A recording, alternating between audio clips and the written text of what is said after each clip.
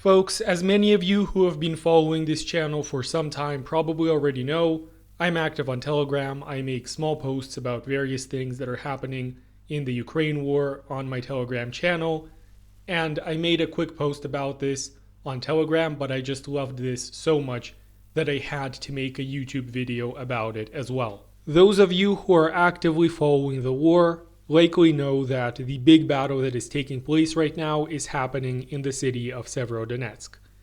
Severodonetsk is a city that had a pre-war population of about 100,000 people, so it's not a very large city. It's located on the edge, almost on the border of the Lugansk Oblast, or Lugansk People's Republic if you prefer.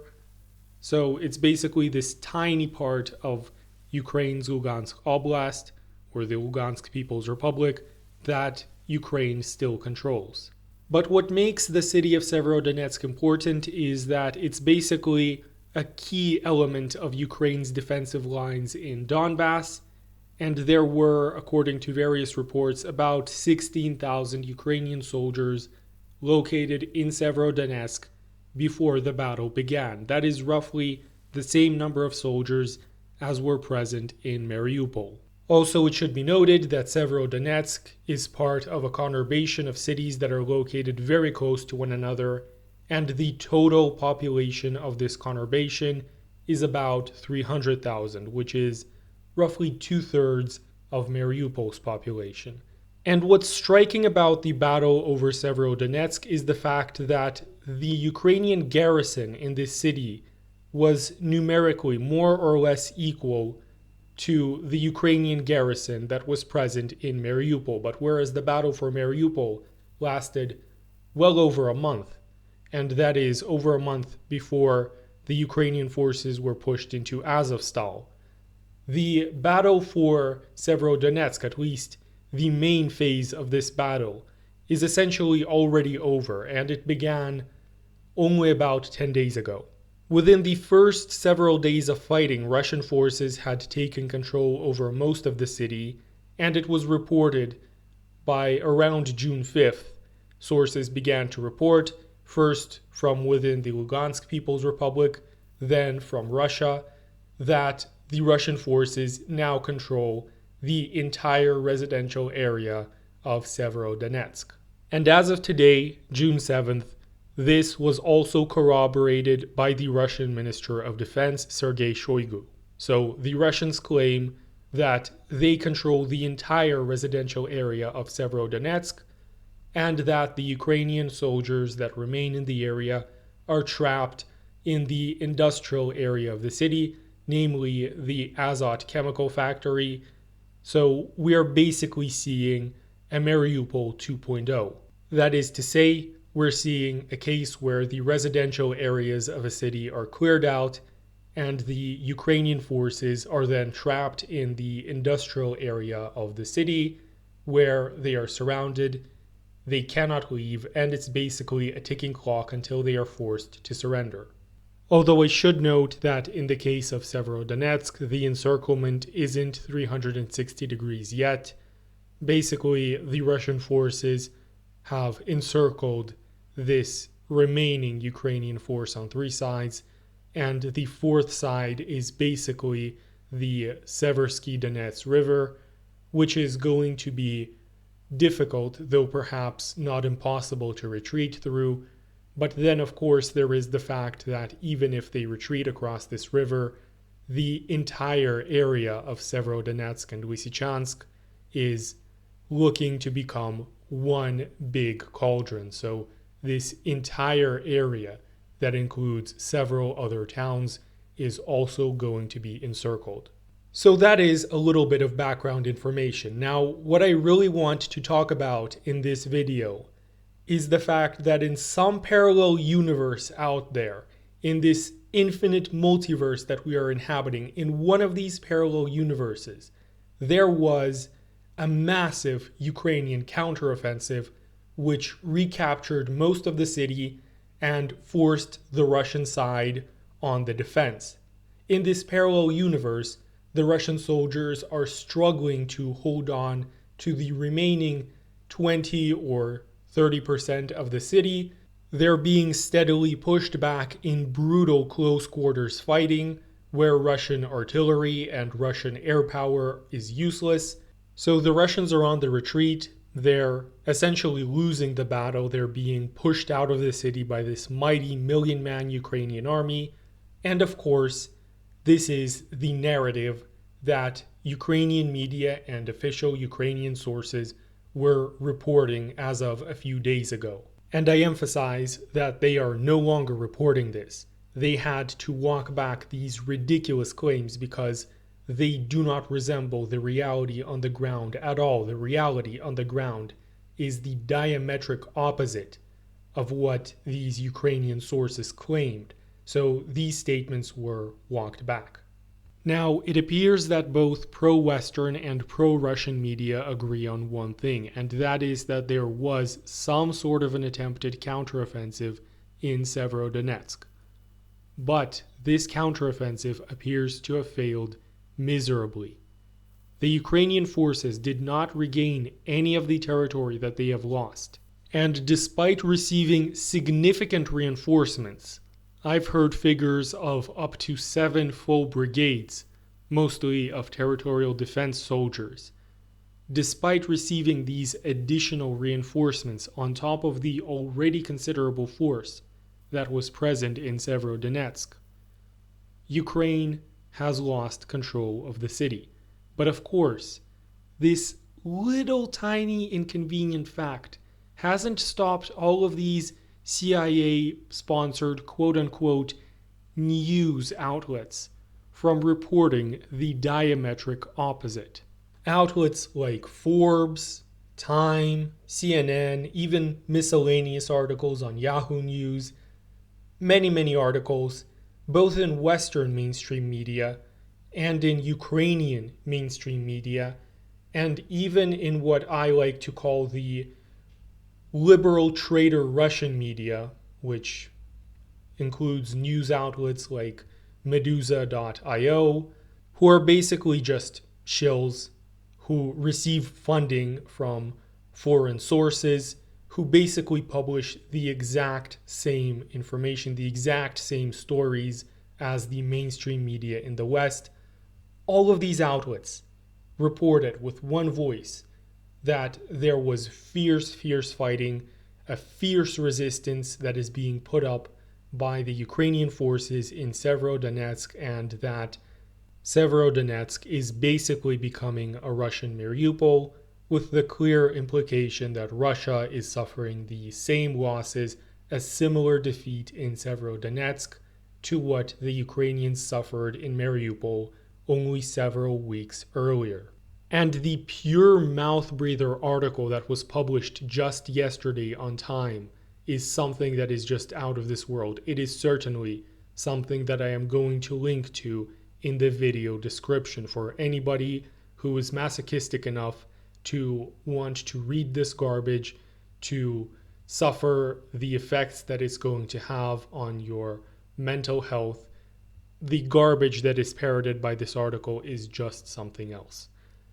It talks about the entire Russian offensive on Severodonetsk basically just being an information war that is meant to give the illusion that the Russian army is in fact not the broken and defeated force that Western media claims that it is. You heard that right. According to this article, the entire offensive on Severodonetsk is being done just for media optics to make it seem to Western audiences, or maybe to some other audiences in Ukraine or in Russia, but just for optics basically, to make it seem that the Russian army is in fact not broken. So then the article keeps talking about how the Russian army is in fact broken, how it's weak, and how Russian losses in this war have been through the roof in the tens of thousands, and how Ukraine can still counterattack.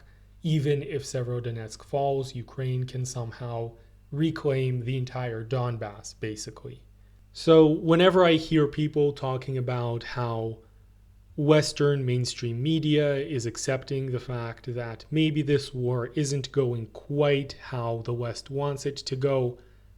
Maybe there are some journalists, if they deserve to be called so much, in the mainstream media who are actually seeing the real picture and publishing something that isn't so distanced from reality. But if there are any, I'm not seeing it.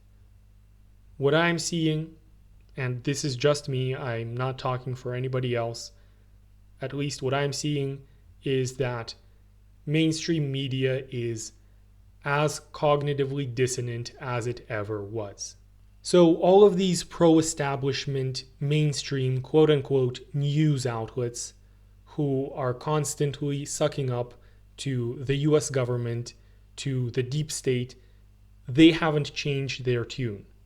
They haven't changed their method of reporting. They're basically doing the same thing that they've always been doing, which is parroting everything that the government in Kiev says without fact-checking it, without so much as questioning if it is even plausible or if it is even physically possible at all.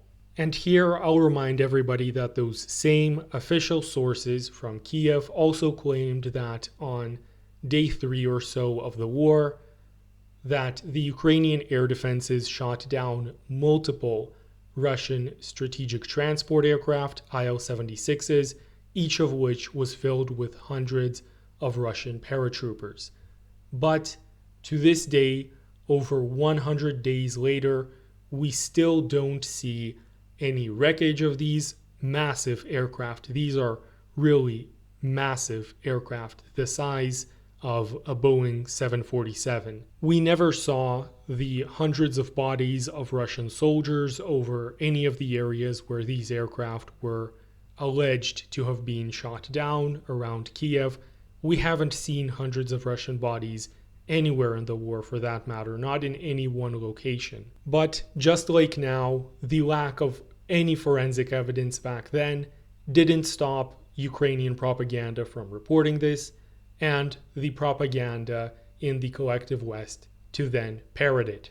So remember this the next time you hear some mouth breather unironically trying to tell you that tens of thousands or hundreds of thousands of Russian soldiers have been killed in Ukraine, that thousands of tanks have been destroyed by Javelin wonder weapons and by other wonder weapons that were supplied to Ukraine by the West, that hundreds of Russian military aircraft have been shot down by Stinger missiles, that all of these weapons are so successful that they're going to turn the entire war around in Ukraine's favor, and all of this other garbage that we're hearing every single day parroted by the shills in mainstream media.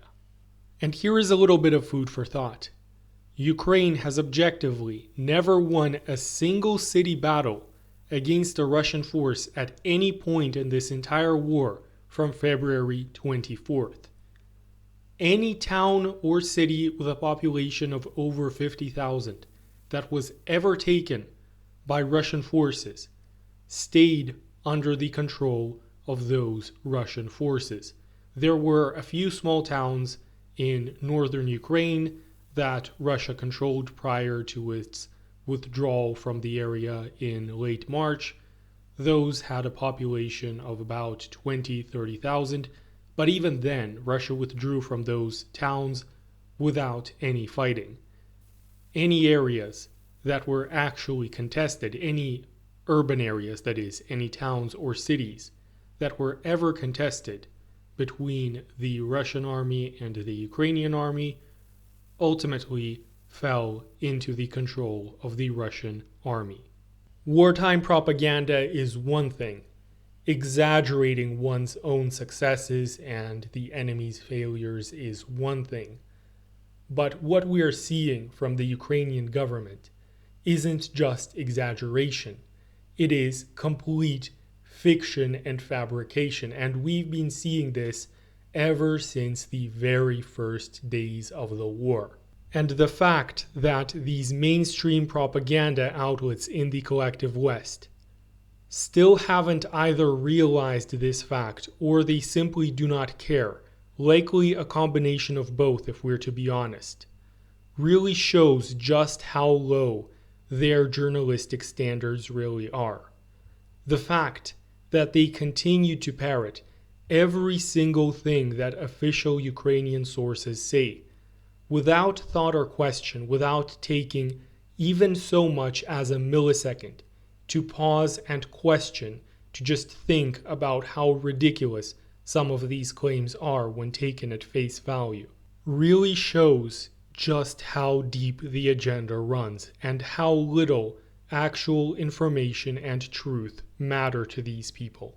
And speaking of actual truth and information, you can find plenty on various alternative media outlets on YouTube, but Telegram is also a great source for live updates on the course of the Ukraine war. As I've said before, my channel does not provide these updates. I simply don't have the physical resources or the time to run one of these channels, but I'm sure that you'll be able to find some of these channels on Telegram.